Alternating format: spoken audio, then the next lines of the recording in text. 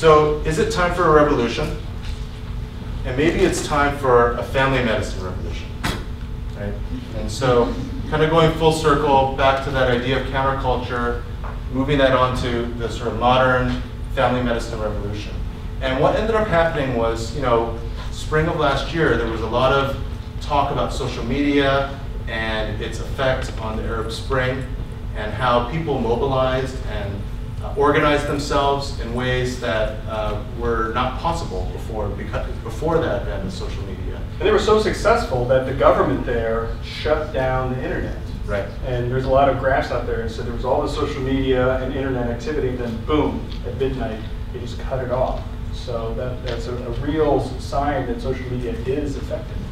So I was flying back from Sacramento after being at a Congress of Delegates for California, and Dr. Gertz, the current board chair, was president at the time, and he spoke about our time is now. That was his theme. That was or meme, I guess, that went throughout his talk. And as I was flying back, sipping on my Southwest ginger ale, I thought to myself, well, we got to do something about this on social media. And so I started to play around with some hashtags. The first one I put together, I looked up on Urban Dictionary, and I was like, oh, God, that's kind of gross. I don't think we can use that. We're family medicine. So it was FMR. You can say it is FMR. Don't use that. Right. So then I decided, okay, well, why don't we just add the revolution part to that, so it'd be very clear that this is a revolution thing. So I posted a blog for the AAFP, Family Medicine Revolution equals, FM Revolution equals Family Medicine Revolution, and it started to get amplified. Kind of that A part of the F equals MA formula. And it got picked up by people like Mike, people that I hadn't met before, that I didn't really have any community with beforehand. But there were people from all around the country. There were people across the pond, the people dealing with the National Health Service in Britain that kind of picked up on this. I've got a couple of people that I tweet with from there.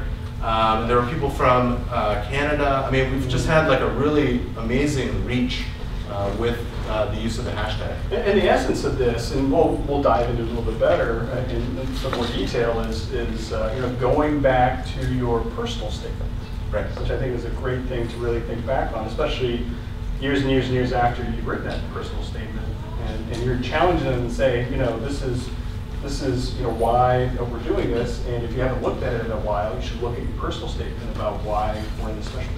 Correct, and it's about using that as your moral compass, or as your moral compass, and also like your strategic compass for how you want to practice medicine. Because the truth is, and all of you know this that have gone through the med school process or are currently in the med school process, is there are forces that are outside you that just want to do this to you. Right? And then if you allow it to keep doing this to you, guess what?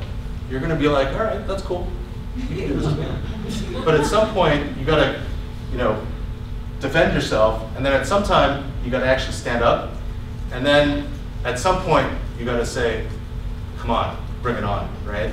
And that's what this attitude, what this hashtag is all about. It's about carrying the attitude, not letting the system do this to you, and fighting back, because it's not, and it's actually not just about us, but ultimately it's about the care that we provide to our patients, our ability to be able to do the things that we wrote about in our personal statement.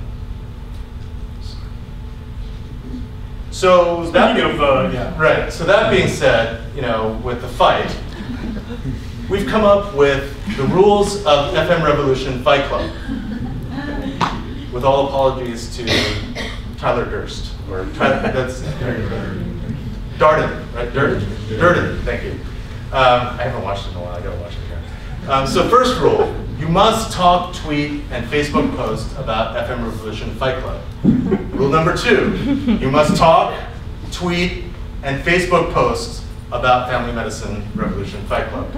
Third rule, if they say stop, tell them we are an unstoppable force for change in the US healthcare system.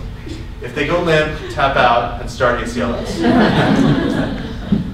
Rule number 4, at least 105,900 family docs and medical students are in our fight to transform the US healthcare system. Rule number 5, One fight at a time, the fight to continue giving a damn and being there for our patients. Rule number 6, shirts and shoes, please, unless your family doc needs to examine you, in which case wear one of those gowns. Rule number 7, our fight to transform the US healthcare system will go on as long as it has to.